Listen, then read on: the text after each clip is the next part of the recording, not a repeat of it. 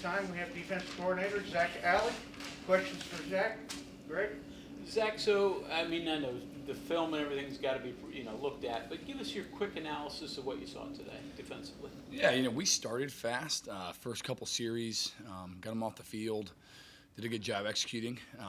Near the end of practice, I felt like we just fell off a little bit. I challenged the guys afterward. We have to maintain the first play of the first quarter and the last play of the fourth quarter the same. They're both as important, and you never know which one wins the game.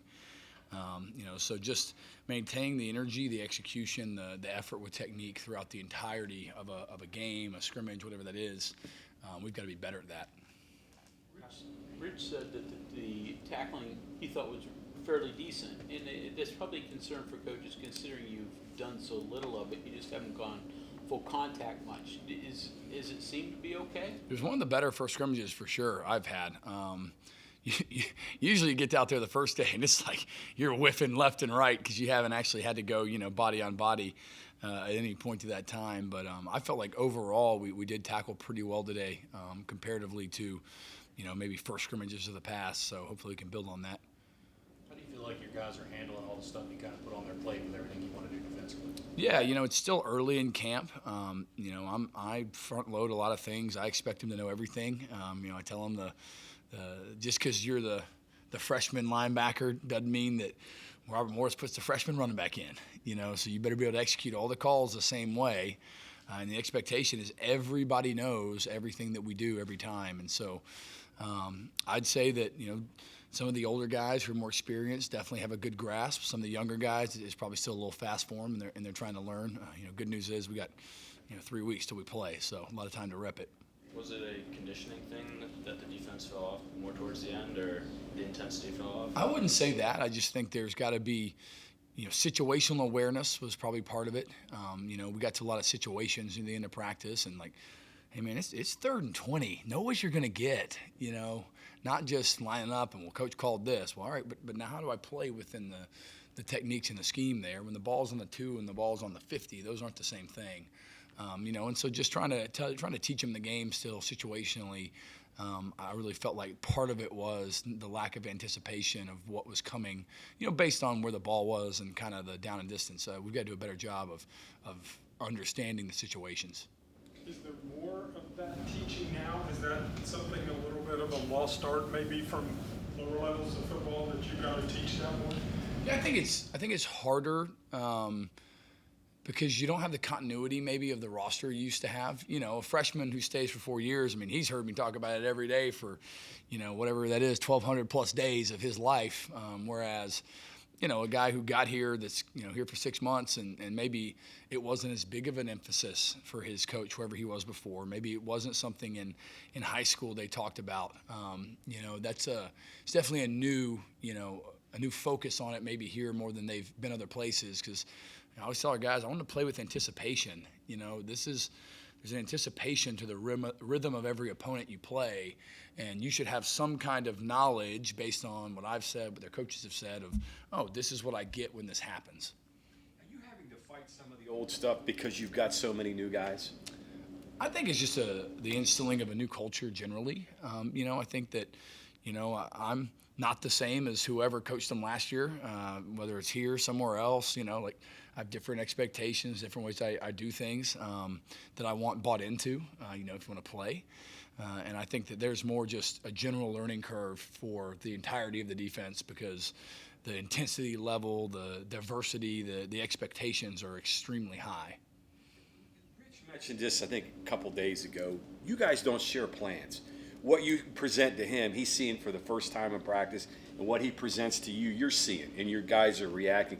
Have you ever encountered that any place you've been before where, like a coach will say, hey, I need to see a little, 3rd and short, or you guys don't do that? It's definitely more just kind of like treat like a game here than other places. Hey, roll the ball out. Here, the ball's in the 15, first down. We're down 7.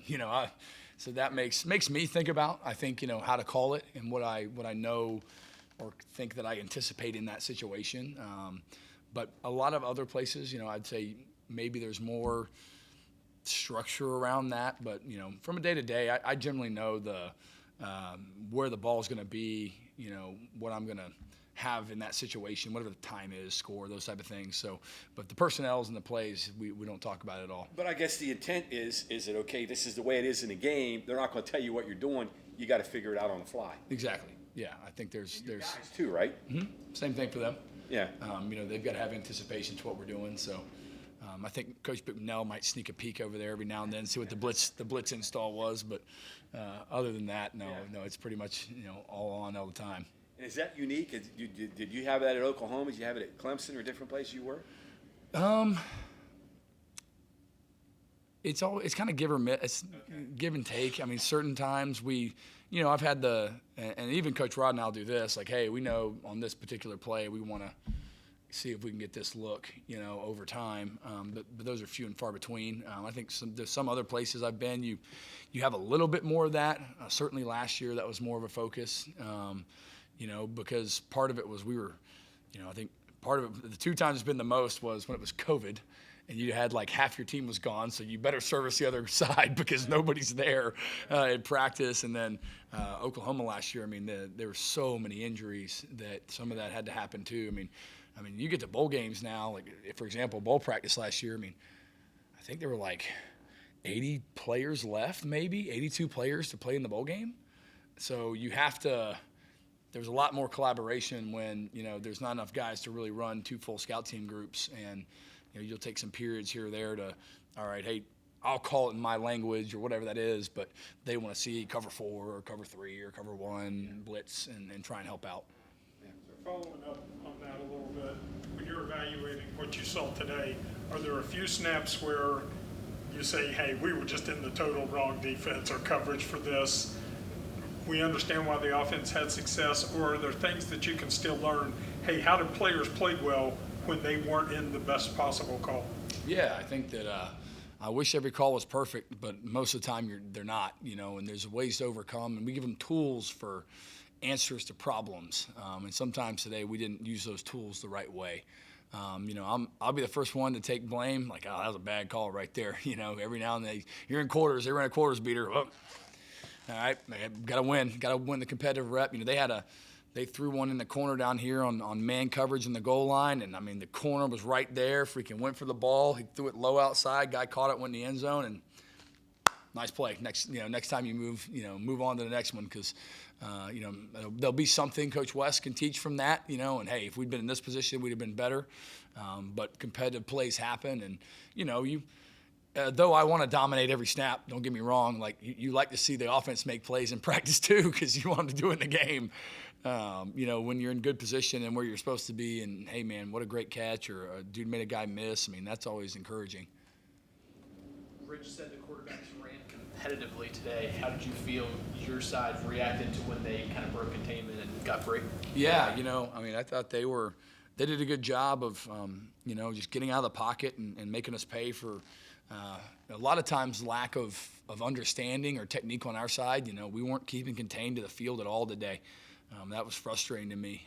We let a couple guys get out, and then nobody's left, and that guy's getting down there, and we're in good calls to keep them in the pocket, and we've got to learn and grow from that. But I thought they ran really hard. We got a bunch of tough guys back there that care, and I thought we tackled pretty well. So the couple times they got out, we were in poor positions to fit it. Do you have enough competitive situations at all the positions? Are you happy with that? Are the guys close to each other, fighting for jobs? Yeah, I think that most positions right now are really close. Obviously, after we grade the film today, you'll have some guys who separate in live fire compared to other guys. And the hardest thing is in practice, until you actually do it, there's no way to accurately evaluate all the time. Hey, man, it's going crazy. They're going fast. Coach ain't helping you. It's like a game. You're on the sideline. You got to line up, do your job, make the play. And some guys can, some guys can't. And we're trying to find as many that can. I told them, I told all of them after practice today. I said, listen, my job is to create competitive stress all the time. I'm not just. You don't just get to play because you're here. That's not how this works. You have to earn the right to play. When I present grades, and you're grading 30%, he's grading 75%. Would you play that? Would you play you? No. Okay. Well, why don't we work on that? And so I think for our guys to understand that, everything, nothing's solidified. You know, we still got 2 weeks of camp, and they got to play hard. You know, but if you're consistently doing the wrong thing, I can't play you. It's no different than anything else in life. You know, hey, you got to know what to do consistently to be able to execute. Well, more. I asked Rich this the other day. August 20, I guess, is the first day of class, so that's basically what you have left of camp. What do you have to see from now until that time when the students get back on campus and you're back to a normal schedule? Yeah, you know, we need to grow in our understanding of both the scheme and the game. Both how we execute the plays we call, but also, you know, what does each situation tell me is going to come. I feel like some guys are really good at it right now, and some guys, man, that's the last thing on their mind, you know, when they're out there. And so we've got to do a better job as coaches and as a staff to just make sure they understand, you know, this is what's happening and here's why, you know, and then this is why we execute this way because of that. So if we can get those two things down, we'll have a really good shot going into the first game. Zach, did you have a green dot with the coach to player today? Yes, I do. Okay. So. How do you do that? Everybody coach does it differently. I'm guessing a middle linebacker would be your designated player. In there. Yeah, we put actually. I've got quite a few of the backers in them in practice, just so they get used to hearing me in their head. So if they have to go in the game and do it, it's not the first time they've heard me yelling at them before the snap. So I'll communicate with them out there. I try and help them with things I'm seeing. You know, hey, watch. You know, the back getting out here. Hey, it's 3rd and 12. Play high to low.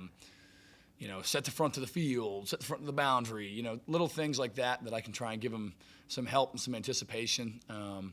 You know, I relay the call sometimes that way, but, you know, we signal because they're going fast and the other corner needs the call just as much as the Mike linebacker does. So sometimes it's hard to get everybody on the same page if I just tell him the call and he's got to tell everybody else because they're snapping the ball on us. It's a communication role that you want your linebacker to play. How important is that person's ability to take everything you're saying and to get the people in front of them, get the people behind them, part of your overall decision as to who goes where and like the depth chart or pecking order? Oh, critical. Yeah. You know, I mean, nothing drives me crazier than I tell the linebackers, tell D-line something, and I watch them just stand there and look at me. You know, like, hey, man, I go get him lined up. You know, I'm trying to help you from the side. I can see it, you know, and so I think that's a big deal to me is the communication to both sides. You know, the linebackers at the end of the day, they're responsible for getting everybody lined up, whether that's the DBs, the D-line, whoever that is. It falls on your shoulders. And so if I don't see that communication, you know, that's something that we account for when we decide who plays. Obviously, you try to replicate game day atmosphere and stuff like that as much as possible during a scrimmage. But what's the hardest part of a normal Saturday game day to replicate during these scrimmages? Well, you know, my wife was here, some of the family, and, you know, about probably 30, 45 of them, and I didn't hear them cheering very loud, so probably the 65,000 people yelling at you, you know, every single week in the stadium just makes communication harder. You know, you got to use. I told the guys at practice, you got to use hand signals. You can't just yell at each other because you're not going to be able to see. You're not going to be able to hear them. You know, and so if you don't get the signal, you don't get your own signal, you don't do, you know, the things that it takes to win pre-snap, then, you know, when we get to game day and they are screaming and cheering, like, you know, we know this place is going to pack it out, you know, you're not going to be ready to go because you haven't been doing the things it takes to prepare for what's actually going to happen. You share your recruiting stories to get Gabe Franklin back on the field and coaching? Well, I just kept calling him. That was the main thing. You know, I thought Gabe did a really good job when we were at Boise State. I was very impressed with the talent, the guys he brought in. I think quite a few of them are still playing in the NFL. You know, and his ability to find guys and then teach them the game of football. You know, and I really enjoyed him as a person as well. I mean, he's a great man, great father. You know, great husband, and you know, he really reflects that in how he treats his players and the way he builds relationships with them, and he's hard on them but loves them up too, and you know, so finally I was able to convince him to come on and join the staff. Okay, thank you very much. Thanks, guys.